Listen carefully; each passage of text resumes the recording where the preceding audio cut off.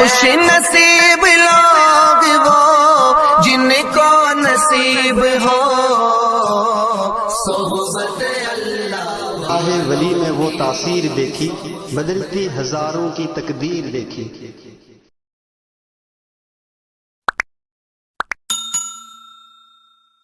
بسم اللہ الرحمن الرحیم۔ الحمد لأہلہ والصلاة علی اہلہا اما بعد۔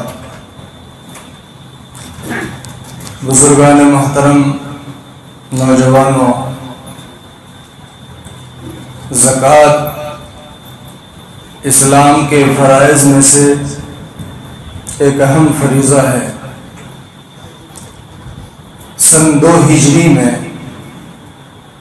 اللہ تبارک و تعالی نے زکوٰۃ کو اس امت پر فرض کیا تھا۔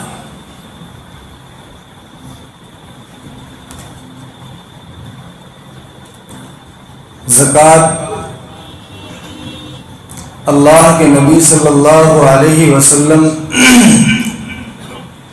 پر نماز کے بعد فرض ہونے والی عبادتوں میں نمبر 2 پر فرض ہوئی، روزے سے پہلے فرض ہوئی۔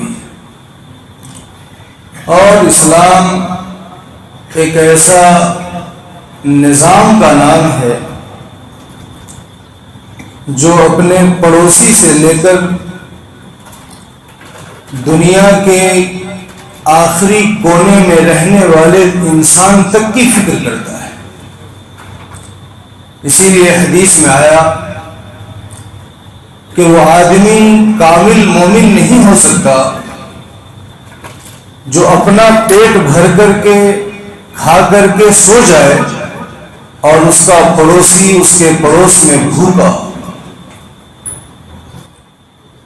اور اسی طرح دنیا کے آخری کونے میں رہنے والے مسلمان کو بھی یہ کہا گیا کہ وہ تمہارا بھائی ہے۔ مسلمان آپس میں بھائی بھائی ہیں، ان کی تکلیف ہماری تکلیف، ان کا غم ہمارا غم، ان کی خوشی ہماری خوشی۔ ہمارے گھر کے پڑوس سے لے کر کے دنیا کے آخری کونے تک کے انسانیت کو اسلام نے جوڑ دیا ہے۔ زکوٰۃ اسی غمخواری اور ایک دوسرے کے غم کو بانٹنے کا نام ہے۔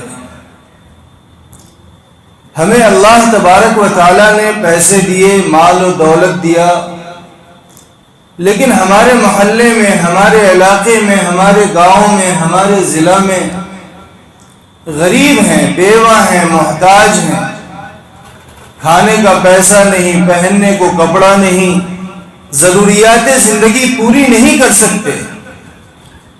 اللہ تبارک و تعالیٰ نے اس کا نظام رکھا، زکوٰۃ فرض کر دی ہے۔ اب آپ کہیں گے کہ جب زکوٰۃ فرض ہے اور زکوٰۃ نکالی جا رہی ہے تو دنیا میں اتنے مسلمان کیوں پریشان ہیں؟ سب سے زیادہ بھیک مانگنے والے ہر نکڑ پہ، ہر چوراہے پر، ہر اسٹیشن پر اگر آپ کو ملیں گے تو وہ مسلمان ہی ملیں گے۔ اس کی وجہ غور کرنے سے 3 ہی سمجھ میں آتی ہے۔ یا تو زکوٰۃ نکالنے والے صحیح طریقے سے زکوٰۃ نہیں نکال رہے ہیں، یہ وجہ بھی ہو سکتی ہے۔ دوسری وجہ، اگر زکوٰۃ نکالی جا رہی ہے تو جن مستحق تک پہنچنا چاہیے وہ وہاں تک نہیں پہنچ پا رہی ہیں، بیچ میں کچھ گڑبڑ ہو رہا ہے۔ اور تیسری وجہ یہ ہو سکتی ہے کہ اگر زکوٰۃ نکالی بھی جا رہی ہے، پہنچ بھی رہی ہے، تو ان کے حرص اور لالچ نے ضرورت پوری ہونے کے باوجود ان کو مانگنے پر مجبور کر دیا ہے۔ اور ایسا دیکھنے میں آ رہا ہے کہ مانگنے کو پیشہ بنا لیا گیا ہے، کاروبار بنا لیا گیا ہے۔ انہوں نے اپنے علاقے تقسیم کر لیے ہیں کہ فلاں علاقے میں تم مانگو گے، فلاں علاقے میں ہم مانگیں گے۔ اللہ کے نبی صلی اللہ علیہ وسلم کی حدیث میں ہے کہ جو آدمی بلا ضرورت مانگتا ہے کل قیامت کے دن اس کے چہرے پر قدوش او خدوش او قدوح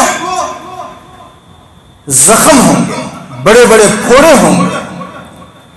میدان حشر میں لوگ دیکھ کر یہ سمجھ جائیں گے کہ یہ وہ شخص ہے جو دنیا میں شوق سے بلا ضرورت مانگا کرتا تھا، دوسروں کے سامنے ہاتھ پھیلایا کرتا تھا۔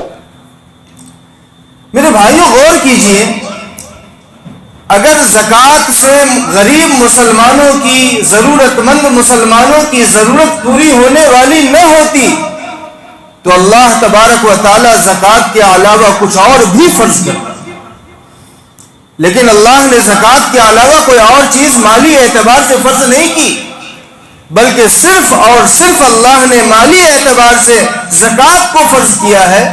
اس کا مطلب یہ ہے کہ ہر مالدار، دولت والا اگر اپنے مال میں سے، اپنی دولت میں سے صحیح طریقے سے مستحق تک مال کو پہنچا دے تو مسلمانوں سے غربت کا خاتمہ ہو جائے۔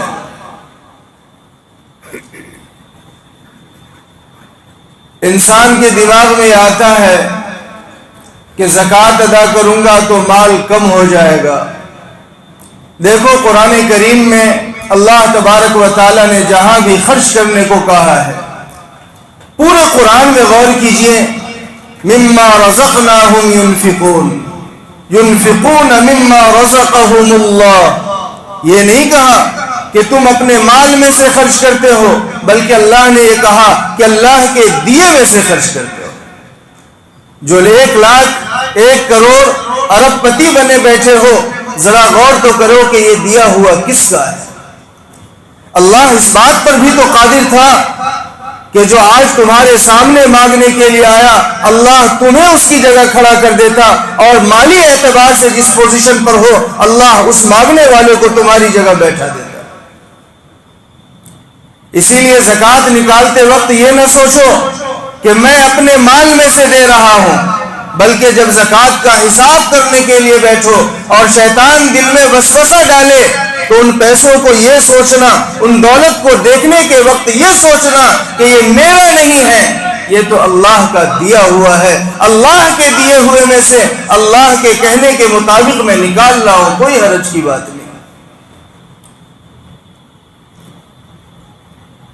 ایک حدیث شریف میں اللہ کے نبی صلی اللہ علیہ وسلم نے ارشاد فرمایا، ایک صحابی ہے عبداللہ بن شخیر رضی اللہ تعالیٰ عنہ، مسلم شریف کی روایت ہے، وہ فرماتے ہیں کہ میں اللہ کے نبی علیہ السلام کی خدمت میں آیا، اللہ کے نبی علیہ السلام الہاکم التکاثر تلاوت فرما رہے تھے۔ اللہ کے نبی نے فرمایا، یقول ابن آدم مالی مالی مالی، انسان یہ کہتا ہے کہ میرا مال، میری دولت، میرا بنگلہ، میری گاڑی، میری فیکٹری، میری کمپنی۔ اللہ کے نبی نے فرمایا،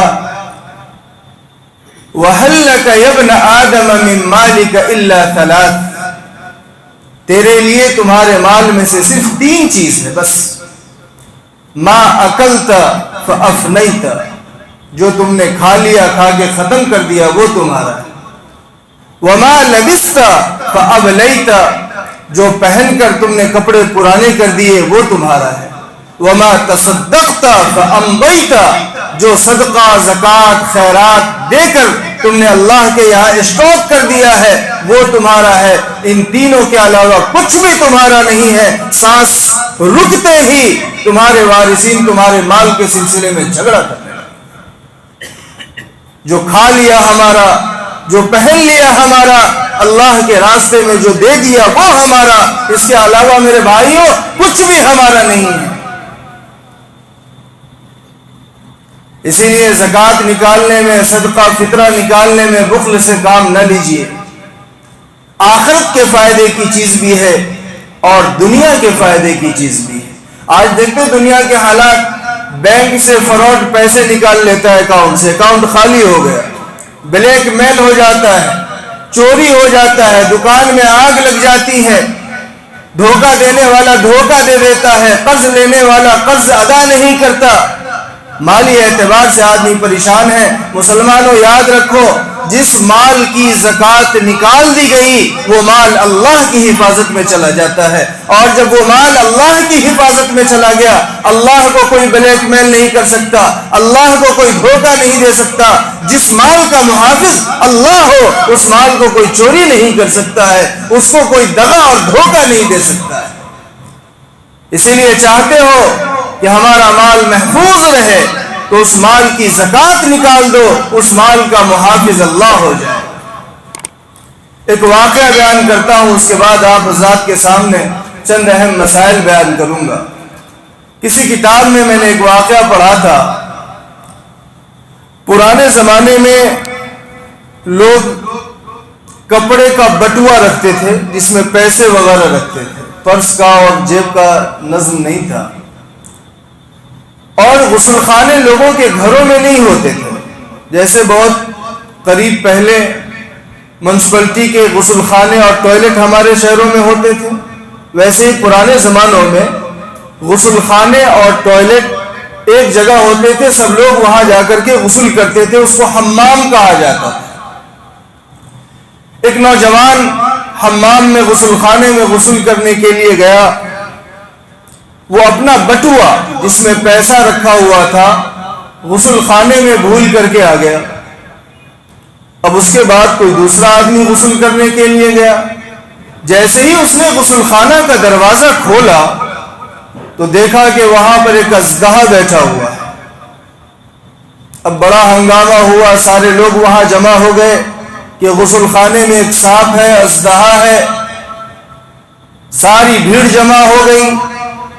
اس نوجوان کو بھی پتا چلا جو ابھی غسل کر کے نکلا تھا، گیا تھا، اس کو بڑا تعجب ہوا کہ ابھی تو میں غسل کر کے آیا ہوں، وہاں کوئی سانپ نہیں تھا، کوئی اژدہا نہیں تھا، اتنی جلدی کون سا اژدہا آ گیا؟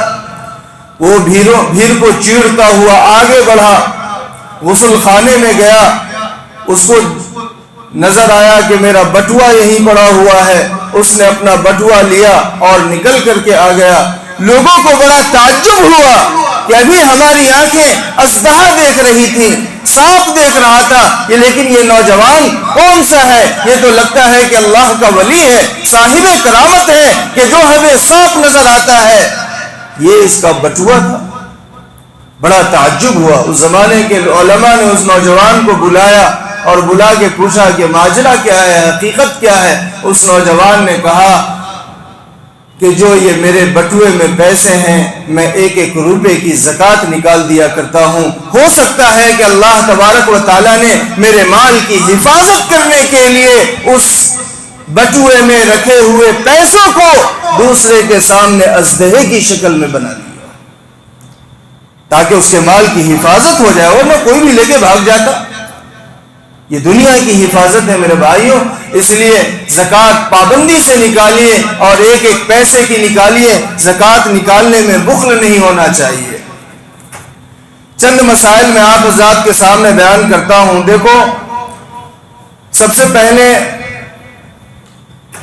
سونے اور چاندی کا جو نصاب ہے، آپ حضرات سنتے ہیں 52.5 تولہ چاندی اور 7.5 تولہ سونا۔ یہاں پر آج کل بہت سارے لوگ کنفیوز ہیں تولہ کو لے کر کے۔ پرانے زمانے میں جو 1 تولہ ہوتا تھا وہ 11 گرام .80 ملی گرام، 11.80 یعنی تقریباً 12 گرام کا 1 تولہ ہوتا تھا۔ لیکن اس زمانے میں مارکیٹ میں جو رائج ہے تولہ، وہ 10 گرام کا تولہ ہوتا ہے۔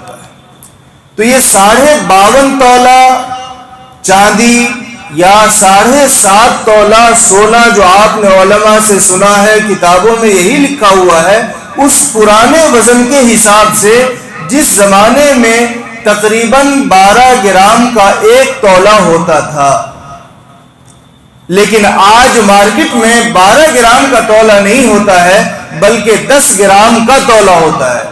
تو 10 گرام کے تولے کے اعتبار سے 7.5 تولہ سونا نہیں ہوگا بلکہ 8 تولہ 7 گرام 480 ملی گرام، 8 تولہ 7 گرام 480 ملی گرام، لہذا کوئی حرج نہیں ہے اگر کہیں پر 7.5 تولہ کہا جائے، وہ بھی صحیح ہے پرانے تولہ کے حساب سے، اور جو میں بتا رہا ہوں 8 تولہ 7 گرام اور 480 ملی گرام، یہ بھی صحیح ہے آج کل جو مارکیٹ میں تولہ رائج ہے اس کے حساب سے۔ اسی طرح چاندی کا نصاب 52.5 تولہ آپ سنتے ہیں، یہ اسی تولہ پرانے تولہ کے حساب سے ہے، لیکن آج کل 61 تولہ 2 گرام 360 ملی گرام، 61 تولہ 2 گرام 360 ملی گرام یہ وزن ہوگا آج کل جو 10 گرام کا تولہ ہے اس کے اعتبار سے۔ یہ تو تولہ کی بات ہے، لیکن اگر انگریزی گرام کے اعتبار سے دیکھا جائے تو وزن ایک ہی رہے گا، پرانے تولہ کے اعتبار سے بھی اور نئے تولہ کے اعتبار سے بھی۔ سونے کا نصاب 87 گرام 480 ملی گرام، یہ انگریزی گرام کے حساب سے سونے کا نصاب ہے 87 گرام 480 ملی گرام، اور چاندی کا نصاب ہے 612 گرام 360 ملی گرام۔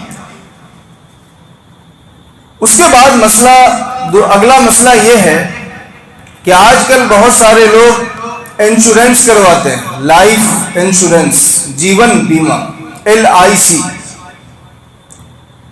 انشورنس میں جو ہمارے پیسے جمع ہیں ان کی زکوٰۃ ادا کی جائے گی یا نہیں کی جائے گی؟ اس مسئلے کو سمجھنے سے پہلے آپ یہ سمجھیے کہ انشورنس کئی قسم کا ہوتا ہے۔ گاڑیوں کا بھی انشورنس ہوتا ہے، دکان کا بھی انشورنس ہوتا ہے، کاروبار اور تجارت کا بھی انشورنس ہوتا ہے، اور ہماری زندگی جیون بیمہ زندگی کا بھی انشورنس ہوتا ہے۔ دونوں انشورنس میں فرق ہے۔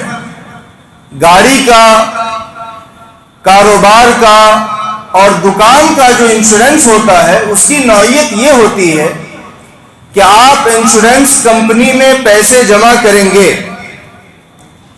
جب کبھی گاڑی کے ساتھ حادثہ ہوگا، دکان اور کاروبار کے ساتھ حادثہ ہوگا تو انشورنس کمپنی آپ کو معاوضہ دے گی، اور اگر حادثہ نہیں ہوا تو آپ کا جمع کیا ہوا پیسہ وہ کمپنی کا ہو جائے گا، آپ کو کچھ بھی نہیں ملے گا۔ گویا کہ گاڑی، دکان، کاروبار کا جو انشورنس ہے اس میں پیسے کا ملنا یقینی نہیں ہے، حادثہ ہوگا تو ملے گا، نہیں ہوگا تو نہیں ملے گا۔ جبکہ لائف انشورنس الگ ہے۔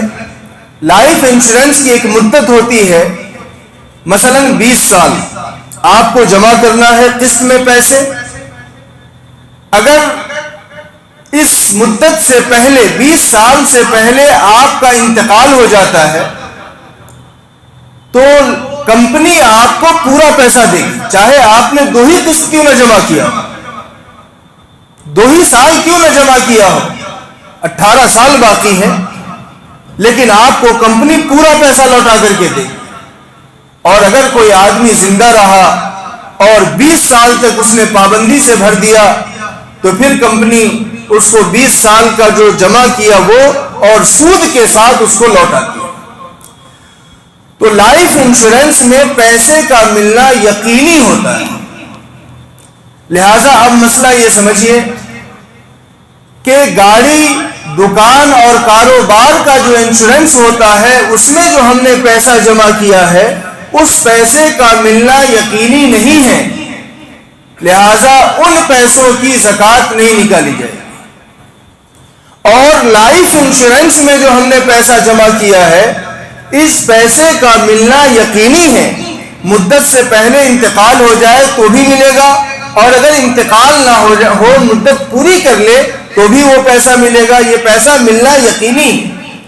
لہذا لائف انشورنس میں جتنے پیسے جمع کیے جاتے ہیں آپ جب اپنی مالیت کا حساب کرنے بیٹھیں گے تو جتنا پیسہ آپ نے اس میں جمع کیا ہے ان تمام پیسوں کی بھی آپ کو زکوٰۃ نکالنی پڑے گی۔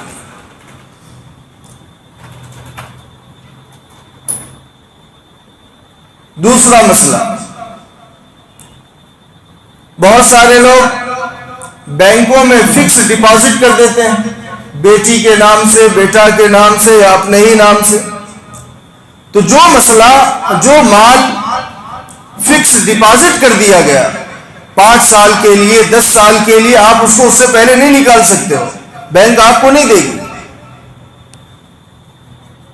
تو کیا فکس ڈپازٹ کے طور پر جمع کیے ہوئے پیسے کی بھی زکوٰۃ آئے گی؟ جواب یہ ہے کہ جی، جو پیسے بینکوں میں فکس ڈپازٹ کے طور پر جمع کیے گئے ہیں ان کی بھی زکوٰۃ ہر سال آپ کو نکالنی پڑے گی. تیسرا مسئلہ، آج کل شہروں میں جب مکان یا دکان کرائے پر لیتے ہیں تو دکان اور مکان کے مالک کو ڈپازٹ دینا پڑتا ہے. 50,000، 1 لاکھ، 1.5 لاکھ، 2 لاکھ، بڑے مہنگے ڈپازٹ ہیں. سوال یہ ہے کہ یہ جو ڈپازٹ کی رقم دی گئی ہے دکان اور مکان کے مالک کو، اس کی زکوٰۃ کون نکالے گا؟ مکان کے مالک کے پاس وہ پیسہ ہے لیکن اس کا نہیں ہے، کرایہ دار کا ہے، اور کرایہ دار کا ہے لیکن اس کے پاس نہیں ہے، دکان اور مکان کے مالک کے پاس ہے، تو اس کی زکوٰۃ کون نکالے گا؟ عام طور پر علماء مفتیان کرام نے اس سلسلے میں فتویٰ یہ دیا ہے کہ کوئی نہیں نکالے گا، نہ کرایہ دار نکالے گا اور نہ دکان اور مکان کا مالک نکالے گا. لیکن مفتی سلمان صاحب منصور پوری، استاذ دارالعلوم دیوبند مد ظلہ العالی، نے ایک شکل بتائی ہے کتاب المسائل میں جس میں فقیروں کا، محتاجوں کا فائدہ ہو جائے. ظاہر ہے کہ 2 لاکھ روپے وہاں جمع ہے، اس کی زکوٰۃ نہیں نکالی جائے گی تو غریبوں کا نقصان ہوگا نا. تو انہوں نے ایک شکل یہ بتائی ہے کہ دیکھو، دکان اور مکان لینے کے وقت ایگریمنٹ ہوتا ہے، 2 سال کا، 5 سال کا، 10 سال کا. ایگریمنٹ 2 طرح کا ہوتا ہے، ایک کم مدت کے لیے 2 سال، 1.5 سال، 3 سال، اور دوسرا ایگریمنٹ ہوتا ہے لانگ ٹائم، 10 سال، 20 سال. تو مفتی صاحب نے یہ شکل بتائی ہے کہ اگر ایگریمنٹ، معاہدہ کم مدت کے لیے ہوا ہے تو ڈپازٹ پر دی ہوئی رقم کی زکوٰۃ کرایہ دار ادا کرے جس کا وہ پیسہ ہے. اور اگر ایگریمنٹ لمبی مدت کے لیے ہوا ہے تو اب اس کی زکوٰۃ کسی پر نہیں آئے گی، نہ کرایہ دار پر اور نہ دکان اور مکان کے مالک پر. اسی طرح ایک اور مسئلہ، بہت سارے لوگ اللہ نے جن کو تجارت اور بزنس اعلیٰ درجے کی دی ہے، وہ لاکھ پتی ہوتے ہیں، لاکھوں روپے ان کے پاس ہوتے ہیں، لیکن اپنے کاروبار کو بڑھانے کے لیے، بزنس کو ترقی دینے کے لیے بینک سے لون لیتے ہیں، اور 10-20 ہزار روپے لون نہیں لیتے ہیں، 50,000، 50 لاکھ، 1 کروڑ ان کو دوسری کمپنی ڈالنی ہے، فیکٹری ڈالنی ہے، شو روم کھولنا ہے، ان کو بینک لون دیتی ہے. اب سوال یہ ہے کہ یہ آدمی جو بینک سے قرضہ لے رہا ہے وہ کھانے کے لیے نہیں لے رہا ہے، پہننے کے لیے نہیں لے رہا ہے، مجبوری سے نہیں لے رہا ہے، اس کو اپنے کاروبار کو پھیلانا ہے. 1 کمپنی سے 2 کرنی ہے، 2 سے 3 کرنی ہے، 1 شو روم سے 2 کرنا ہے، 2 سے 3 کرنا ہے، اپنے کاروبار کو بڑھانے اور پھیلانے کے لیے لے رہا ہے. اب 1 کروڑ کا قرضہ اس نے بینک سے لیا، اگر اس کو مقروض مان لیا جائے تو اس پر زکوٰۃ ہی نہیں آئے گی، حالانکہ وہ لاکھ پتی ہے، 10 لاکھ روپے اس کی ملکیت میں ہے، لیکن اس نے قرضہ لیا ہے 1 کروڑ کا.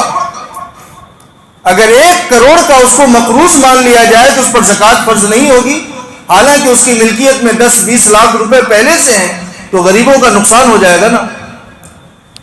اس لیے جو لوگ بینکوں سے لمبا قرضہ لیتے ہیں ان کے سلسلے میں فقہاء نے یہ مسئلہ لکھا ہے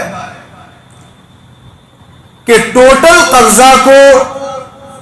قرضے کا مقروض اس کو نہیں مانا جائے گا، بلکہ ایک سال میں جتنی قسط ادا کرنا ہے اس سال میں اتنے ہی پیسے کا وہ مقروض مانا جائے گا. مثال کے طور پر اس نے 1 کروڑ کا بینک سے لون لیا ہے اور ایک سال میں صرف 2 لاکھ روپے جمع کرنا ہے، تو اس سال جب وہ اپنی زکوٰۃ نکالنے کے لیے بیٹھے گا تو وہ اپنے آپ کو 1 کروڑ کا مقروض نہیں مانے گا بلکہ صرف 2 لاکھ کا مقروض مانے گا.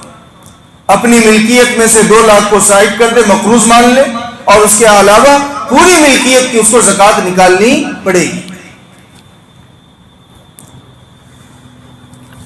ایک مسئلہ، گیروں پر رکھی ہوئی چیز پر زکوٰۃ آتی ہے یا نہیں آتی ہے؟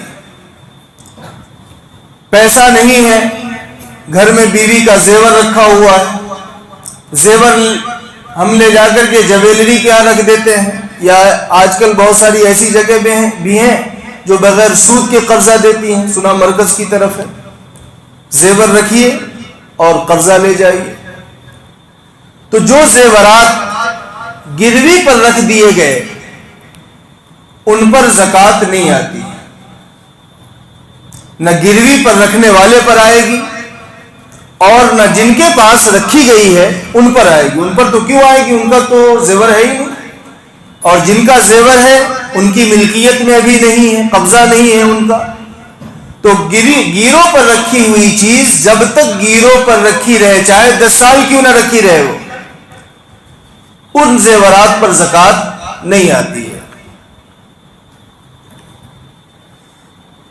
ایک اہم مسئلہ، سونے اور چاندی کی کس قیمت کا اعتبار ہوگا؟ دیکھو 2 قیمت ہوتی ہے. ابھی اگر ہم خریدنے کے لیے جائیں تو سونے اور چاندی کی قیمت اور ہوگی، خریدنے کی قیمت. اور ہمارے گھر میں جو سونا اور چاندی موجود ہے جب ہم اس کو بیچنے کے لیے جائیں تو اتنی قیمت ہمیں نہیں ملتی ہے، سستی ہوتی ہے. تو خریدنے کی قیمت الگ ہوتی ہے اور بیچنے کی قیمت الگ ہوتی ہے، کم ہوتی ہے. تو جب ہم سونے اور چاندی کی زکوٰۃ نکالیں گے پیسے کے اعتبار سے تو سونے اور چاندی کی کس قیمت کا اعتبار کیا جائے گا؟ جواب یہ ہے کہ بیچنے کی قیمت کا اعتبار کیا جائے گا. مان لیجیے آپ کے پاس سونا ہے 2 تولہ، چاندی ہے 40 تولہ اور پیسے وغیرہ ہیں، سب ملا کر کے نصاب کے برابر ہو جاتا ہے. اب یہ سونا اور چاندی جو آپ کی ملکیت میں ہے اس کا طریقہ یہ ہے زکوٰۃ نکالنے کا کہ آپ کسی سونار کی دکان پر جائیے اور اس سے پوچھئے کہ آج کے دن میں اگر اس سونے کو اور چاندی کو بیچوں تو آپ اس کا کتنا پیسہ دیں گے؟ وہ جو قیمت بتائے اس قیمت کے اعتبار سے زکوٰۃ نکالی جائے گی. اچھا، پچھلے سال جو آپ نے پوچھا تھا اس کا اعتبار نہیں ہے، کیونکہ سونے اور چاندی کی قیمت گھٹتی اور بڑھتی رہتی ہے، روزانہ گھٹتی بڑھتی ہے. لہذا جس دن آپ اپنی زکوٰۃ کا حساب کرنے کے لیے بیٹھیں اس دن سونے اور چاندی کی قیمت معلوم کر کے اس اعتبار سے آپ اپنا حساب کیجیے. بہت سارے لوگ گوگل پر جو قیمت آتی ہے اس کا اعتبار کرتے ہیں. گوگل کی جو قیمت ہوتی ہے وہ قیمت خریدنے کی قیمت ہوتی ہے، بیچنے کی قیمت نہیں ہوتی ہے. لہذا مسئلہ معلوم ہونا چاہیے. مسئلہ تو یہی ہے کہ بیچنے کی قیمت کا اعتبار ہوگا، خریدنے کی قیمت کا اعتبار نہیں ہوگا. لیکن اگر کوئی آدمی خریدنے کی قیمت ہی سے زکوٰۃ نکالے تو کوئی حرج کی بات نہیں ہے. زیادہ ہی زکوٰۃ نکلے گی نا، کم تو نہیں نکلے گی. زکوٰۃ زیادہ نکل جائے یہ ٹھیک ہے، کم نہیں نکلنا چاہیے، لیکن مسئلہ معلوم ہونا چاہیے تاکہ شریعت نے جو چیز ہم پر لازم نہیں کی ہے ہم انجانے میں نہ جاننے کی وجہ سے اس چیز کو اپنے اوپر لازم نہ سمجھ لیں. لہذا سونے اور چاندی کی قیمت بیچنے کی قیمت کا اعتبار ہوگا، خریدنے کی قیمت کا اعتبار نہیں ہوگا.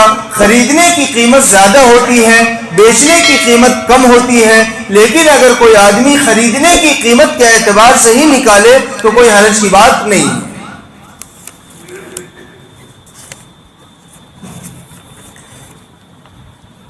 ایک مسئلہ یہ بھیسی جمع کرتے ہیں نا، چٹھی اٹھاتے ہیں، 10 آدمی 15 آدمی 20 آدمی ہر مہینے پیسے جمع کرتے ہیں. یہ جو بیسی جمع کی جاتی ہے اس کی زکوٰۃ کا کیا مسئلہ ہے؟ بیسی سمجھ رہے ہو نا بھائی، چٹھی اٹھاتے ہیں. اس کی 2 شکل ہے. ایک تو یہ ہے کہ بیسی میں آپ کا نمبر آ گیا. جب آپ کا نمبر آ گیا تو کچھ پیسہ وہ ہوگا جو آپ کا ہوگا جمع کیا ہوا، اور کچھ وہ ہوگا جو دوسروں کا ہوگا. مثال کے طور پر بیسی میں 10 آدمی ہیں اور 1 لاکھ کی بیسی ہے. اب آپ کو 1 لاکھ روپیہ ملا تو 10,000 روپیہ آپ کا ہے اور 90,000 روپے آپ کے نہیں ہیں. جو 9 ساتھی آپ کے ہیں ان کے ہیں. آپ کے صرف 10,000 روپے ہیں تو آپ 10,000 کی زکوٰۃ نکالیں گے. 90,000 روپے آپ کے ذمے قرض ہوگا. یہ قرض آپ ہر مہینے آپ کو ادا کرنا ہے. ہر مہینے آپ کو جمع کرنا ہے نا، تو ہر مہینے وہ قرض آپ ادا کرو گے. 1 لاکھ میں 10,000 ہی آپ کا ہے، 90,000 آپ کا نہیں. یہ تو اس وقت ہے جبکہ پہلی بیسی آپ کی ہو. 5ویں نمبر پر آپ کا نام ہے تو کیا ہوگا؟ 5ویں نمبر پر آپ کا نام ہے تو 50,000 آپ کے ہوں گے اور 50,000 دوسرے ساتھیوں کے ہوں گے. تو 50,000 آپ کے ہیں، اس کی زکوٰۃ آپ کو نکالنا ہے، اور 50,000 جو دوسرے ساتھیوں کے ہیں وہ آپ کے ذمے قرضہ ہے، اس کو آپ کو اپنی مالیت میں سے مائنس کر دینا ہے. 10ویں نمبر پر آپ کا نام آ رہا ہے تو ظاہر ہے کہ وہ تو سارے کے سارے آپ ہی کے پیسے ہیں. جو آپ نے 1 لاکھ روپے جمع کیے، سب سے آخر میں آپ کا نام آیا تو سارے کے سارے آپ کے پیسے ہیں. پچھلے 10 مہینے میں آپ کو جس مہینے میں 10 مہینے میں سے جس مہینے میں رمضان کا مہینہ آیا ہوگا اس میں آپ کو زکوٰۃ نکالنی پڑے گی. مثال کے طور پر 10,000 جمع کیا تھا کہ رمضان آ گیا تو ابھی 10,000 کی زکوٰۃ نکالنی پڑے گی. 20,000 جمع تھا کہ سال پورا ہو گیا تو آپ کو 20,000 کی زکوٰۃ نکالنی پڑے گی. 30,000 جمع کیا تھا کہ سال پورا ہو گیا تو آپ کو 30,000 کی زکوٰۃ نکالنی پڑے گی. جتنا پیسہ آپ کا بیسی میں جمع ہو اور آپ کے زکوٰۃ کا سال پورا ہو جائے اتنے پیسے کی زکوٰۃ آپ کو نکالنی پڑے گی. یہ بیسی کے زکوٰۃ کا مسئلہ ہے. ایک مسئلہ یہ بھی ہے کہ بہت سارے لوگ دانتوں میں سونا بھروا لیتے ہیں. ہول ہو جاتا ہے دانت میں، سونا یا چاندی یا اسی طرح کی دانت ہلتے ہیں تو سونے کے تار سے دانت کو باندھ دیا جاتا ہے. سوال یہ ہے کہ جو سونا یا چاندی دانت میں ہول میں بھر دیا گیا یا سونے کے تار سے دانت کو باندھا گیا ہے، ان سونے اور چاندی کی زکوٰۃ نکالی جائے گی یا نہیں نکالی جائے گی؟ اس کا جواب یہ ہے کہ جو سونا اور چاندی یا تار دانتوں میں اس طرح فٹ کر دیا گیا ہو کہ اس کو آسانی کے ساتھ عام آدمی نہیں نکال سکتا، ڈاکٹر ہی نکال سکتا ہے، آسانی کے ساتھ اس کو الگ کرنا ممکن نہ ہو تو اس سونے اور چاندی کی زکوٰۃ نہیں آئے گی. اور جو سونے کا تار یا اور بھی دانت اس طرح فٹ کیے گئے ہوں کہ ان کو کوئی بھی نکال سکتا ہے اور سیٹ کر سکتا ہے، صاف کرنے کے لیے نکال لیا پھر سیٹ کر لیا، تو پھر اس پر زکوٰۃ آئے گی.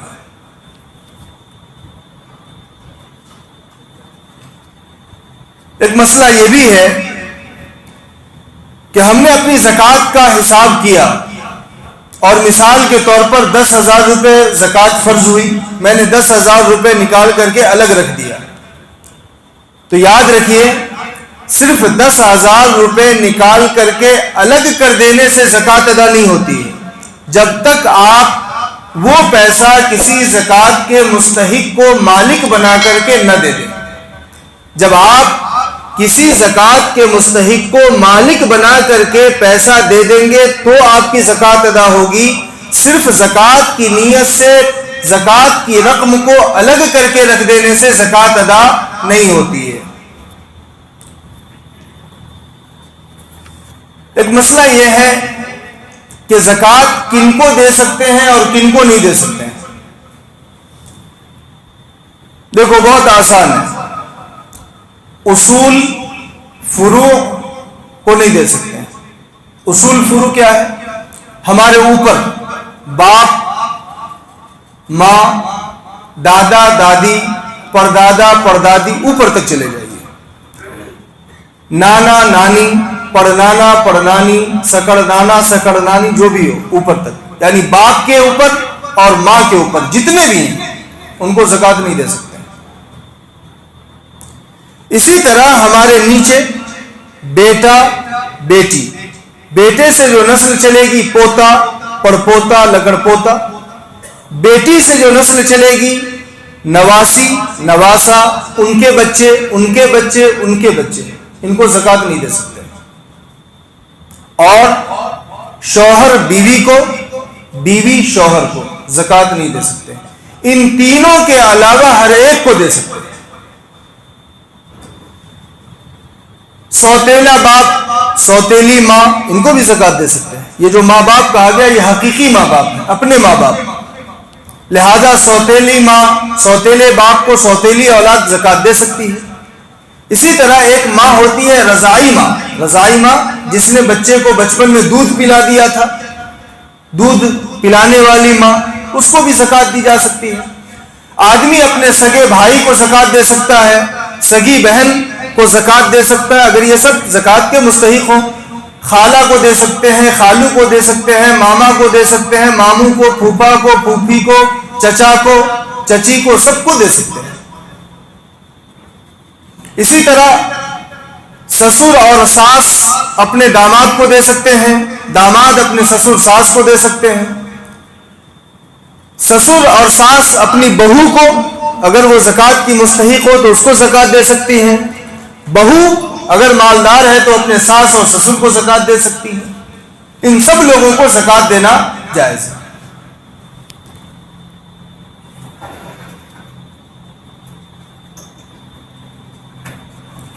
اب اس کے بعد اخیر میں ایک مسئلہ بتا دوں کہ دکان کی زکوٰۃ کیسے نکالی جائے گی۔ دیکھو، سب سے پہلے آپ کی دکان میں چاہے جس چیز کی بھی دکان ہو اس میں اندازہ لگائیے کہ کتنے کا مال ہے۔ اچھا، مال کی قیمت کا کون سا اعتبار ہوگا؟ دکان میں دو قیمت ہوتی ہے، ایک تو آپ جو خرید کر لاتے ہو ہول سیل والی قیمت، اور ایک وہ قیمت جو آپ بیچتے ہو۔ تو دکان کی زکوٰۃ میں خریدنے کی قیمت کا اعتبار نہیں ہوگا بلکہ بیچنے کی قیمت کا اعتبار ہوگا۔ 10 روپے میں لائے اور آپ 15 روپے میں بیچتے ہو، تو جب دکان میں سامان کی قیمت لگائی جائے گی نا تو جو سامان جتنے روپے میں آپ بیچتے ہو اتنی قیمت لگائی جائے گی۔ پورے دکان میں جتنے سامان ہیں سب کی قیمت لگا لیجئے۔ اس کے ساتھ آپ کو دو چیز اور دیکھنی ہے کہ آپ کے ذمے کتنا پیسہ باقی ہے۔ ظاہر ہے کہ جہاں سے سامان ہم لاتے ہیں تو کچھ ادھار بھی لاتے ہیں نا، نقد بھی لاتے ہیں اور ادھار بھی لاتے ہیں۔ 1 لاکھ دیا اور 1 لاکھ باقی، تو آپ کے ذمے جتنا قرض ہے اس کو مائنس کر دیجیے۔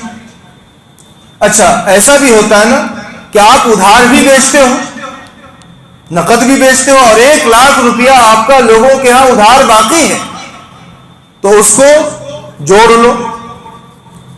دکان کی اس کے سامان کی پوری قیمت جوڑ لی، لوگوں کے یہاں جو آپ نے ادھار بیچا ہے اس قیمت کو جوڑ لیا اور آپ کے ذمے جو باقی ہے اس کو اس کل میں سے ٹوٹل میں سے مائنس کر، اور مائنس کرنے کے بعد اب دیکھیے کہ یہ پورا کا پورا پیسہ نصاب کے برابر ہو رہا ہے یا نہیں ہو رہا ہے، یا تو صرف دکان یا دکان کے علاوہ آپ کے پاس جو اور مالیت ہے اس کو ملانے کے ساتھ یہ نصاب کے برابر ہو رہا ہے یا نہیں ہو رہا ہے۔ اگر نصاب کے برابر ہو رہا ہے تو زکوٰۃ فرض ہو جائے گی، اور اگر نصاب کے برابر نہیں ہے تو زکوٰۃ فرض نہیں ہوگی۔ یہ چند ضروری مسائل تھے جو میں نے آپ حضرات کے سامنے رکھ دیے ہیں۔ اللہ تبارک و تعالی ہم سب کو عمل کرنے کی توفیق نصیب فرمائے۔ اگر آپ میں سے کسی کو کوئی مسئلہ پوچھنا ہو، ظاہر ہے کہ اس کم وقت میں سارے مسائل بیان نہیں کر سکتا ہوں، بڑے باریک باریک مسائل ہیں، جن مسائل سے روزمرہ ہمیں سابقہ پڑتا ہے، میرے ذہن میں جو آیا میں نے اس کو چن کر کے آپ کے سامنے بیان کر دیا ہے۔ اگر آپ میں سے کسی کو کوئی مسئلہ پوچھنا ہو، ذہن میں ہو، تو پوچھ سکتے ہیں۔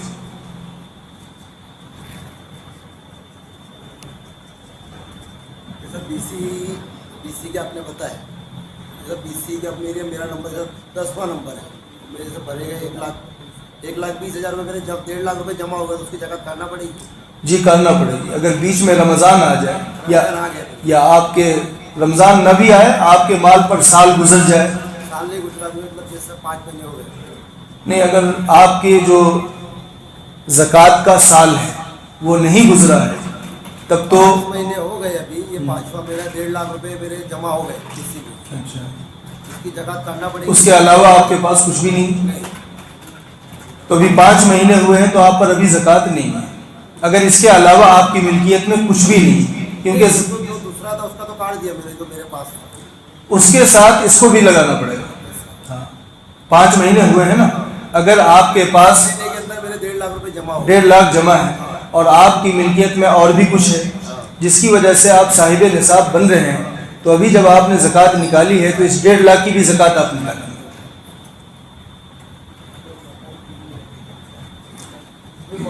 زور سے بولیے تاکہ اور لوگوں کو بھی مسئلہ سمجھ آئے۔ ہاں 2 لاکھ روپے میں آپ نے لیا ہے کہ گروہ پہ رکھا ہے؟ پیسہ کس کا ہے؟ پیسہ میرا ہے، اس کی زکوٰۃ آپ کو نکالنی پڑے گی۔ گروہ پر یہ جائز نہیں ہے، سود کا معاملہ ہے، یہ احتیاط رکھے آئیں۔ مہینے کے بارش میں رہتے اس میں رہتا ہوں، پیسہ تو آپ رہیں یا آپ بھاڑے پر دیتے ہیں، کچھ بھی کریں، لیکن آپ اس پیسے سے فائدہ حاصل کر رہے ہیں، یہ سود کے اندر آ جاتا ہے۔ جیسا کہ وہ بولتے ہیں کہ بھائی اس کا ہدیہ جو 500,000 روپے دینا ہے وہ دے سکتے ہیں؟ نہیں، جو کرایہ عام طور پر چلتا ہے اتنا ہی دینا پڑے گا، اس سے اگر جتنا کم کریں گے وہ اتنا سود ہوگا۔ بتا دو تو اچھا رہے مسئلہ کی ہیوی ڈپازٹ پہ نہیں کرتے؟ جی ہیوی ڈپازٹ پہ جی، جیسے 5,500 بھاڑا ہے، ہیوی ڈپازٹ کر دیے تو کم بھاڑا ہو جائے گا؟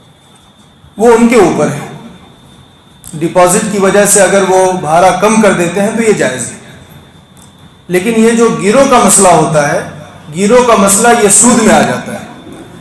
آپ نے 2 لاکھ روپے میں مکان گیروں پر لیا، چاہے آپ رہیں یا کسی کو بھاڑے پر رکھیں یا کچھ بھی کریں، یہ سود میں آ جاتا ہے، کیونکہ آپ نے جو 2 لاکھ روپیہ دیا ہے وہ 2 لاکھ کی وجہ سے ہی تو یہ فائدہ حاصل کر رہے ہو، آپ کو وہ 2 لاکھ روپیہ تو ملنے ہی والا ہے، لہٰذا اس میں خود رہیں یا اس کو بھاڑے پر لگا دیں، یہ بھی سود ہے، اور اگر اس کی وجہ سے بھاڑا کم لیا جائے تو جتنا کم ہوگا یہ بھی سود ہے۔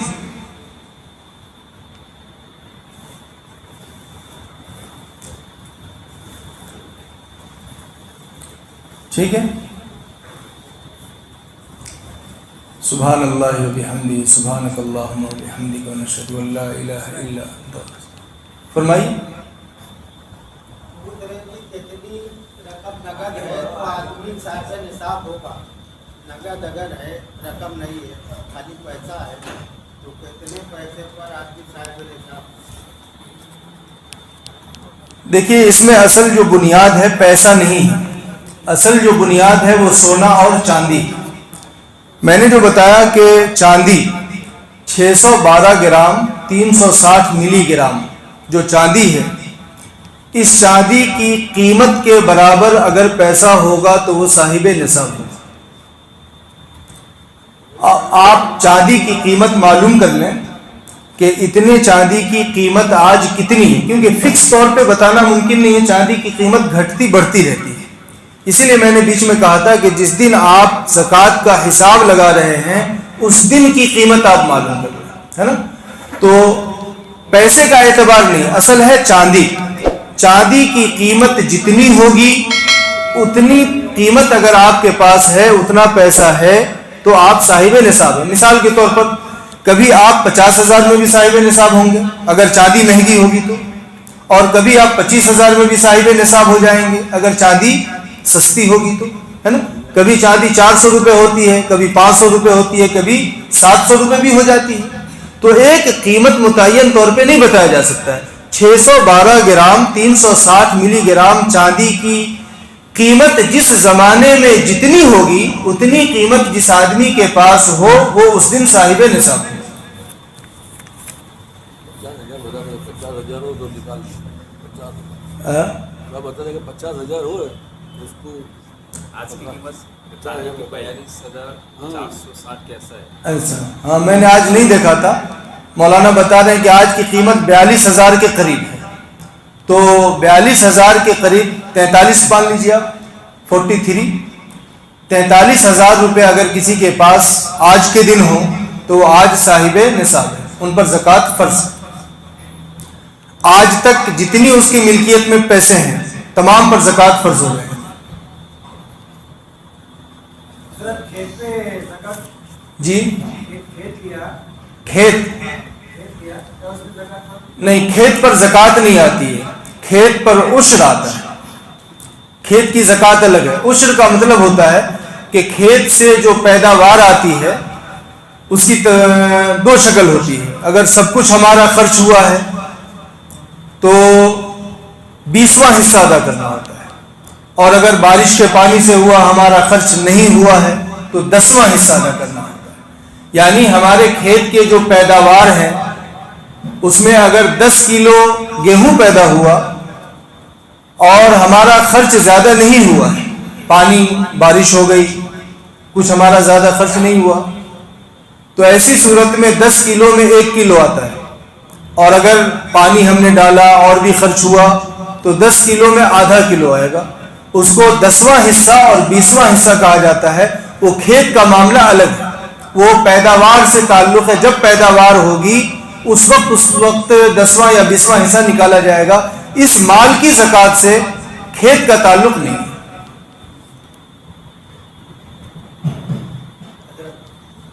جی اچھا، یہ جو زکوٰۃ جو نکالتے ہیں کون سے مہینے کو پکڑنا پڑتا ہے اس کو؟ زکوٰۃ میں جو سال کا اعتبار ہوگا وہ اسلامی تاریخ کا اعتبار ہوگا، کیونکہ اسلامی اور انگریزی تاریخ میں آگے پیچھے ہو جاتا ہے 10 دن کا ہر سال۔ تو سال کے ہمارے مال پر سال گزرا یا نہیں وہ اسلامی تاریخ اسلامی مہینے کے اعتبار سے شمار کیا جائے گا، انگریزی تاریخ کے اعتبار سے۔ کون سا مہینہ پکڑا جائے گا؟ مطلب رمضان پکڑا جائے گا، شعبان پکڑا جائے گا یا رجب پکڑا جائے گا؟ اس کے بعد سے شروع ہوگا اس سے پہلے شروع ہوگا؟ جس دن آپ کے پاس اتنا پیسہ، ابھی میرے پاس مال آ گیا، جی اب بھی آ گیا، تو سمجھو 10 تاریخ میں سمجھا تھا رجب کی 10 تاریخ سے یہ شروع ہوتا، میں لگ بھگ ایسا سنا تھا میں، اس سے پہلے 2 دن پہلے آ گیا تو ہمارا سال گزر گیا، سمجھو ایسا مسئلہ ایک جگہ سنا تھا میں۔ نہیں، ابھی مولانا نے بتایا کہ 43,000 روپے چاندی ہے نا۔ آج اگر آپ کے پاس 43,000 روپے آئے، آج کتنا رمضان ہے؟ 19، اگلے سال 19 رمضان کو آپ پر زکوٰۃ فرض ہے۔ جو مال آ جائے میرے پاس تو آدھے سال ایک دن پہلے آج 19 رمضان ہے اور آپ کے پاس 43,000 روپے آئے، آپ نصاب کے مالک آج بنے ہو نا، تو جب اس نصاب کے پر 1 سال گزر جائے گا تو اگلے سال 19 رمضان کو آپ پر زکوٰۃ فرض ہے۔ چاہے یہ اتنا پیسہ 43,000 پورے سال آپ کے پاس رہے یا بیچ میں کم ہو گیا، بیچ میں 20,000 ہو گیا، لیکن پھر رمضان آتے آتے 50,000 ہو گیا، تو بھی آپ پر زکوٰۃ فرض ہوگی. 19 رمضان کو آپ کو زکوٰۃ نکالنی ہوگی اگلے سال. اور ایک اور ہے ایسا کہ لڑکے لوگ گھر میں ہیں، مطلب اس کی بات بتا رہا ہوں، تو دو بچے اس کے گھر کا پورا نہیں ہو رہا ہے یا تکلیف آ رہی ہے یا گھر میں اور بھی کمانے میں بھی نہیں ہو رہا ہے، مطلب گھر میں چاندی سونا ایسا کچھ نہیں ہے، چل رہا ہے تکلیف میں گھر چل رہا ہے، مطلب تو اس ٹائم وہ آدمی جگہ لے سکتا ہے یا نہیں لے سکتا؟ دیکھیے، زکوٰۃ لینے اور نہ لینے کا دار و مدار تکلیف اور پریشانی یا بیوہ اور یتیم ہونا نہیں ہے. زکوٰۃ لینے اور نہ لینے کا دار و مدار یہ ہے کہ نصاب کے برابر اس کی ملکیت میں ہے یا نہیں. چاہے وہ بیوہ ہو، بیوہ کے پاس بیوہ ہے لیکن اس کی ملکیت میں سونا چاندی زیور ہے جس کی قیمت 43-45 ہزار روپے ہو جاتی ہے، تو بیوہ ہونے کے باوجود وہ زکوٰۃ نہیں لے سکتی. تو اگر اس کی ملکیت میں 43,000 روپے کم سے کم کچھ ہی نہیں، مطلب پورا اگر نہیں ہے تو لے سکتے ہیں. مطلب ایک دم پورا ہے، گھر میں کوئی بیلنس نہیں ہے، کچھ نہیں ہے، زیورات ہے، کچھ نہیں ہے، ایسی پوزیشن میں وہ زکوٰۃ لے سکتا ہے سب. ہاں لے سکتا ہے. وہی اتنا مسئلہ جی کہ مسلم کو معلوم نہیں تھا نا، سنو میں ہوں، یہ میں سب پہچانتے ہیں، ان کو یہ نہیں ہے کہ آدمی کیسا میں زکوٰۃ دوں گی، تو دکھ رہا ہے ماشاء اللہ اچھا دکھ رہا ہے، زکوٰۃ کیسا لے کیسا دوں میں. ہاں جی، ایک چیز یہ بھی ہے، قرآن میں اللہ تعالیٰ نے فرمایا وَفِي أَمْوَالِهِمْ حَقٌّ لِلسَّائِلِ وَالْمَحْرُومِ. زکوٰۃ نکالنے کے وقت ایک تو وہ لوگ ہوتے ہیں جو ہم سے مانگنے کے لیے آتے ہیں، ہے نا، وہ ان کو، اس کو قرآن نے سائل کہا ہے، جو بھی بھائی نے یاد دلایا. ہم ان کو زکوٰۃ دے دیتے ہیں، لیکن کچھ محلے میں ہمارے وہ لوگ بھی ہوتے ہیں جو زکوٰۃ کے مستحق ہیں، پریشان ہیں، لیکن کسی کے سامنے ہاتھ نہیں پھیلاتے. ان کی غیرت کو گوارا نہیں ہوتا ہے کہ میں کسی کے سامنے جا کر کے ہاتھ پھیلاؤں. تو قرآن کریم میں اللہ نے فرمایا وَفِي أَمْوَالِهِمْ حَقٌّ لِلسَّائِلِ وَالْمَحْرُومِ. مانگنے والوں کا بھی حق ہے، اور جو نہ مانگے، گھر میں بیچارہ گھٹ گھٹ کر کے رو رہا ہے، پریشانیاں اٹھا رہا ہے، ان کا بھی حق ہے. تو زکوٰۃ نکالنے کے وقت ہمیں ان کا بھی دھیان رکھنا چاہیے. اچھا، یہ بھی مسئلہ ہے کہ اب ہم ان کو کیسے زکوٰۃ دیں؟ زکوٰۃ کہہ کے دیں گے تو نہیں لیں گے. زکوٰۃ کو زکوٰۃ کہہ کر دینا ضروری نہیں. آپ یہ بھی کہہ سکتے ہو کہ یہ لو پیسے اپنے کام نکالو، بعد میں دے دینا. جب بعد میں دینا ہے تو رکھو نا یار، میری طرف سے ہدیہ ہے. زکوٰۃ آپ کی، لیکن دینے کے وقت نیت زکوٰۃ کی ہونی چاہیے. آپ کی نیت زکوٰۃ کی ہے، آپ نے یہ کہا کہ لو اپنے کام چلاؤ، بعد میں دے دینا. جب وہ دینے کے لیے آئے تو کہو میری طرف سے ہدیہ، زکوٰۃ آپ کی ادا ہو جائے گی. زکوٰۃ کو زکوٰۃ کہہ کر کے دینا کوئی ضروری نہیں ہے. میں کسی اور بھائی کو پوچھا، مطلب جو ضرورت ہے میرے کو، اس کو بولا میں میرے کو ضرورت ہے پیسے کی، ضرورت ہے تو میرے کو دو، اگر تمہارا تم زکوٰۃ دو یا صدقہ دو، فطرہ جو بھی دو، میرے کو ایسا مسئلہ بتا رہا ہوں. تو سامنے والا مجھے ایسا تانا دے دیں گا تو اچھا خاصا ہے، یہ ہے وہ، تیرے کو کیا ضرورت ہے، تیرے کو دے نہیں سکتے، ایسا مجھے بولتے نا. تو ورنہ وہ چیز ان کے دماغ میں نہیں رہنی چاہیے کہ ضرورت مند ایسا نہیں کہ بیماری ہو یا لنگڑا ہو یا اندھا ہو وہی لے سکتا ہے، زکوٰۃ کا نہیں. دیکھیے، یہاں پر دو چیزیں، اگر آدمی کما کھا سکتا ہے، صحت مند ہے، تو پہلی بات تو یہ ہے کہ اس کو مانگنا نہیں چاہیے. ابھی میں نے بتایا کہ مانگنے کی عادت بنا لینا یہ اچھی چیز نہیں ہے. ہماری ملکیت میں کچھ بھی نہیں، روزانہ کما کے 200-300 روپے اگر عزت کے ساتھ کھا لے رہے ہیں تو ہاتھ پھیلانا نہیں چاہیے، اچھی چیز نہیں. لیکن اگر کوئی ہمارے سامنے ہاتھ پھیلا دے تو حدیث میں آیا کہ اگر گھوڑے پر بیٹھ کر آئے تو بھی اس کو زکوٰۃ، تو بھی اس کو کچھ نہ کچھ دے دو. ہمیں یہ کہنے کا حق نہیں کہ تو اچھا خاصا ہے کیوں مانگنے کے لیے آ گیا، تانا دینے کی. کما کھا، دینا ہے دے دو، نہیں دینا ہے چپ ہو جاؤ. تانا دینے کی ضرورت نہیں ہے. اگر وہ نصاب کا مالک نہیں ہے تو اس کی زکوٰۃ ادا ہو جائے گی، آپ اس کو اگر زکوٰۃ دے دیتے ہیں. اور اگر نصاب کا مالک ہے تو بھی انسان کو تحقیق کر کے دینا چاہیے. دیکھیے، زکوٰۃ میں آپ کو زکوٰۃ دینے والے کو تحقیق کرنا چاہیے. تحقیق کیسے کریں؟ جیسے اس کی حالت کو دیکھیں، اگر کہیں سے معلوم کر سکتے ہو تو معلوم کریں. مدرسے کے بہت سارے سفراء آتے ہیں، آپ ان کا تصدیق نامہ ضرور دیکھیے. یہ نہیں کہ فلاں لے کر کے آ گئے ہم نے دے دیا. تصدیق نامہ دیکھ کر کے دیجیے، اور جن مدرسے کی جتنی بڑی خدمات ہے اس کا تعاون اتنا زیادہ ہونا چاہیے. یعنی اب ہمارا چندے کا تعلق پہچان سے ہو گیا، چاہے وہ 5 بچے مدرسے میں ہوں، ہمارے گاؤں کا ہے ہم اس کو 50,000 دے دیں گے، اور کوئی بڑا مدرسہ آیا وہاں بڑی خدمات ہیں، بہت زیادہ طلبہ ہیں، ان کو 250 روپے دیتے ہیں.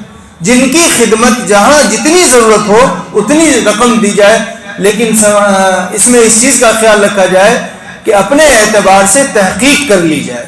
تحقیق کرنے کے باوجود اگر بعد میں یہ پتہ چلا کہ وہ زکوٰۃ کا مستحق نہیں تھا تو بھی کوئی حرج کی بات نہیں، آپ کی زکوٰۃ ادا ہو جائے گی. ہم نے ان کو کسی کو سمجھا کہ وہ زکوٰۃ کا مستحق ہے، چہرے مہرے سے ایسا لگ رہا تھا، زکوٰۃ دے دی، بعد میں پتہ چلا کہ وہ زکوٰۃ کا مستحق نہیں ہے، مجھے دھوکہ دے کر کے چلا گیا، کوئی بات نہیں، زکوٰۃ ادا ہو جاتی ہے. 5 लाख का 5 तोला सोना है और 4 लाख या 5 लाख पैसा आपके पास पड़ा है, तो दोनों को जकात देना पड़ेगा. دونوں کی قیمت آپ معلوم کر لیجئے، اور دونوں کی قیمت معلوم کر کے جو زکوٰۃ آئے گی 1 لاکھ پر 2500 روپے زکوٰۃ آتی ہے، اس حساب سے نکال دیجئے 2.5% جی دونوں کی نکالنی پڑے گی. سونا ہو، چاندی ہو، کچھ پیسے ہوں، سب کو ایک ساتھ ملا دیجئے اور ٹوٹل کی پھر زکوٰۃ نکال دی جائے گی. اور حج کا پیسہ ہے اور سمجھو ہانڈی پاٹ بھرنا ہے جی اگر آپ کے پاس حج کا پیسہ رکھا ہوا ہے، حج کی نیت سے آپ نے جمع کی ہوئی ہے اور اس پر سال گزر گیا ہے نا، تو اس پر زکوٰۃ آ جائے گی. حج کے لیے ہو، مکان بنانے کے لیے ہو، بیٹی کی شادی کے لیے ہو، سب پیسے کا یہ حکم ہے. جمع کر کے رکھا ہے اور وہ نصاب کے برابر ہے اور سال گزر گیا تو زکوٰۃ فرض ہو جاتی ہے. البتہ جو پیسہ آپ نے حج کمیٹی میں دے دیا، حج کمیٹی میں جمع کروانا پڑتا ہے نا 2-4-5 مہینہ پہلے، وہاں جو پیسہ آپ نے دے دیا تو اس پیسے میں صرف اتنے ہی پیسے پر زکوٰۃ آتی ہے جو آپ کو ریال کی شکل میں ملے، کیونکہ وہ کرایہ کاٹ لیتے ہیں ہوٹل کا، سب کچھ کاٹ کر کے کچھ پیسہ آپ کو ریال کی شکل میں، سعودی ریال کی شکل میں دیتے ہیں، تو صرف اتنے ہی پیسے پر زکوٰۃ آئے گی. یہ اس وقت ہے جب آپ نے حج کمیٹی میں جمع کر دیا. لیکن اگر حج کمیٹی میں نہیں جمع کیا، پورا کا پورا پیسہ آپ ہی کے پاس موجود ہے، تو پورے کے پورے پیسے پر زکوٰۃ آئے گی اگر اس پر سال گزر گیا.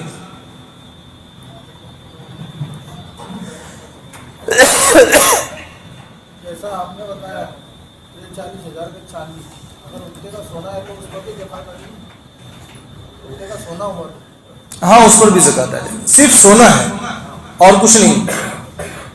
کیش اماؤنٹ جیسا اتنا سونا ہے تو اس پر بھی زکوٰۃ ہو جائے گی.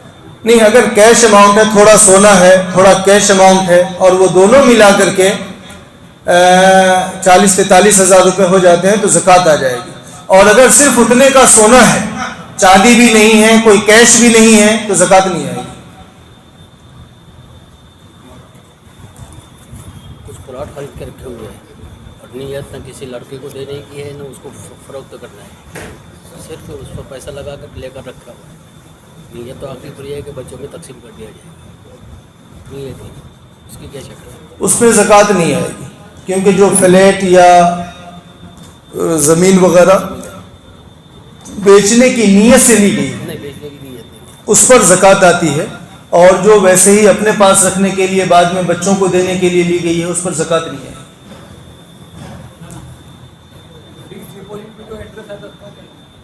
انٹرسٹ تو حرام ہے. وہ کسی بھی غریب کو بغیر ثواب کی نیت کے دے دیجیے. بینک سے لے لیجیے، بینک میں چھوڑنا نہیں چاہیے. لے کر کے کسی بھی غریب کو ثواب کی نیت کے بغیر دے دیجیے. ثواب کی نیت کے بغیر اس لیے کہ وہ ہمارا پیسہ نہیں ہوتا ہے، بلکہ وہ دوسروں کا پیسہ ہوتا ہے جو بینک ہمیں دیتی ہے. تو غریب کو دے دیجیے، آپ کو اس مسئلے پر عمل کرنے کا ثواب مل جائے. شریعت نے کہا تھا کہ یہ پیسہ آپ غریب کو دے دیجیے، آپ نے غریب کو دے دیا، شریعت کی بات مان لی، تو انشاءاللہ اس کا ثواب آپ کو ملے گا. مطلب میں نے اپنا ایک مکان جو ایکسٹرا ہے وہ گروی پہ دیا ہے 8 لاکھ روپے، اس سے پیسہ لیا ہے، میں اس پیسے سے کاروبار کر رہا ہوں اور اس پہ زکوٰۃ جائے. کس پر؟ ایک مکان ہے، میں نے وہ دوسرے کو کسی اور بھائی کو میں نے गिरवी में दिया है पैसा लेके 8 लाख यही में दिया। अच्छा अब उस पैसे से मैं मेरा बिजनेस कर रहा हूँ, क्या उस वो जो 8 लाख रुपया लिया उसमें मुझे जितना देना वाजिब है? नहीं, गिरोह पर जो आपने क्या बोलते हैं, सामने वालों को ये लोग ने 8 लाख में लिया अपने घर का। अभी एक मकान है हजरत, मकान मालिक ये है हजरत, अच्छा मकान मालिक मैं हूँ, मैंने किसी और को उसको रहने के लिए दिया है, मगर भाड़े से नहीं दिया, गिरवी में दिया है 8 लाख रुपये। अब उस पैसे से मैं मेरी तिजारत कर रहा हूँ, आप पर ज़कात नहीं आएगी उस पैसे की। वो पैसे भी नहीं आएंगे क्योंकि मैं उस पर तिजारत कर रहा हूँ, उससे कमा रहा हूँ पैसे, लेकिन आपको रिटर्न तो करना है ना, रिटर्न करना है। वो आपका पैसा नहीं हुआ। उस पर जो तिजारत पे जो मुनाफा होगा मैं उस पर दे सकता हूँ। जैसे वो 8 लाख रुपये मैंने अभी 1 लाख रुपया कमाया महीने में, वो आप मुनाफा आपके लिए ठीक है। उस पर ज़कात मुनाफा अगर एक साल होने के बाद नहीं, मुनाफा अगर निसाब के बराबर हो जाता है तब उस पर ज़कात आएगी, लेकिन जो 2 लाख रुपए आपने उनसे या 8 लाख रुपए लिए हैं, उस 8 लाख पर ज़कात नहीं होगी। 8 लाख से आपने कारोबार किया, कारोबार से आपको फ़ायदा हुआ, नफ़ा हुआ, वो नफ़ा अगर निसाब के बराबर है, सिर्फ वो नफ़ा या दूसरी मालियत के साथ मिला करके, तब आप पर ज़कात आएगी, वरना ज़कात नहीं आएगी।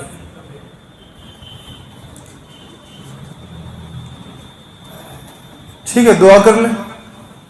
नूरा भाई का इंतकाल हो गया, उनके लिए भी दुआ कर लें। बिस्मिल्लाहिर्रहमानिर्रहीम। अल्लाहुम्मा सल्लि अला मुहम्मदिन व अला आलि मुहम्मदिन कमा सल्लैता अला इब्राहीम व अला आलि इब्राहीम इन्नका हमीदुम मजीद। अल्लाहुम्मा बारिक अला मुहम्मदिन व अला आलि मुहम्मदिन कमा बारकता अला इब्राहीम व अला आलि इब्राहीम इन्नका हमीदुम मजीद। अल्लाह हमारे गुनाहों को माफ़ फरमा दीजिए, अल्लाह हमारी ख़ताओं को दरगुज़र फरमा दीजिए। अल्लाह हम बड़े गुनहगार हैं, बड़े पापी हैं। अल्लाह मग़फ़िरत का आशरा चल रहा है, अल्लाह इस अशरे का वास्ता अल्लाह हम में से हर एक को माफ़ फरमा दीजिए। अल्लाह पूरी उम्मत को माफ़ फरमा दीजिए, अल्लाह पूरी उम्मत को माफ़ फरमा दीजिए। उम्मत पर रहम फरमा दीजिए, अल्लाह उम्मत पर रहम फरमा दीजिए। अल्लाह उम्मत की माँ व बहनों की इज़्ज़त व आबरू की हिफाजत फरमा लीजिए, ईमान की हिफाजत फरमा लीजिए, इस्लाम की हिफाजत फरमा लीजिए, अक़ीदे की हिफाजत फरमा लीजिए। अल्लाह तशख़्ख़ुस की हिफाजत फरमा लीजिए। अल्लाह जो बातें यहाँ पर आई है, अल्लाह मुझे भी सबको अमल करने की तौफ़ीक़ नसीब फरमा दीजिए। अल्लाह अपनी मर्ज़ियात पर चलने की तौफ़ीक़ नसीब फरमा दीजिए। अल्लाह मालों में वो तमाम अहकाम पर अमल करने की तौफ़ीक़ नसीब फरमा दीजिए जो आपने हुक्म दिया है, जिनसे आप राज़ी होते हैं। अल्लाह कहीं माल आपकी मर्ज़ियात से हमें मोड़ न दे, उस फितने से हमारी हिफाजत फरमा लीजिए। अल्लाह इस फितने से हमारी हिफाजत फरमा लीजिए। ऐ मेरे अल्लाह, नूरा भाई का इंतकाल हो गया, अल्लाह उनकी क़ब्र को नूर से भर दीजिए। अल्लाह उनको जन्नतुल फिरदौस में जगह नसीब फरमा दीजिए। अल्लाह आप उनसे राज़ी हो जाइए, आप उनको अपने से राज़ी कर दीजिए। अल्लाह बड़ी खिदमत हैं, अल्लाह ज़िंदगी के आखिरी लम्हे तक आपके घर के मुतवल्ली रहे। अल्लाह ज़िम्मेदारी निभाते रहे। अल्लाह इन तमाम ज़िम्मेदारियों को कबूल फरमा लीजिए। अल्लाह उनकी तमाम खिदमात को कबूल फरमा लीजिए, उनकी खिदमात को उनकी नजात का ज़रिया बना दीजिए। अल्लाह उनकी खिदमात को उनकी नजात का ज़रिया बना दीजिए। अल्लाह हम सबको मस्जिद व मदरसे से मोहब्बत नसीब फरमा दीजिए, हम सबको खिदमत करने वाला बना दीजिए। अल्लाह हर एतबार से हमें कबूल फरमा लीजिए। अल्लाह जो अय्याम बाकी रह गए हैं उसकी भी क़दरदानी करने की तौफ़ीक़ नसीब फरमा दीजिए। व सल्लल्लाहु तआला अला खैरि खल्क़िही मुहम्मदिन व आलिहि व अस्हाबिही अजमईन बिरहमतिका या